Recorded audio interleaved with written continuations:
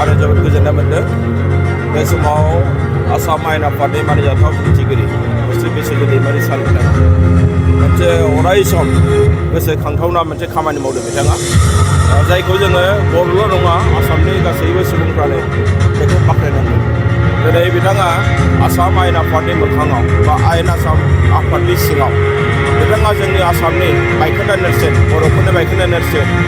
जोंनि गुबुन गुबुन आहमफोरनि बायखोन्दा नेरसोन बेखौ बिथाङा बहाय गायसननो थाखाय हाबाफारि लादों आरो बे हाबाफारिया आं बेखायनो बुंदों जे जोबोरैनो मोनसे गोजोनथावना हाबाफारि बेवहाय दिनै आसामनि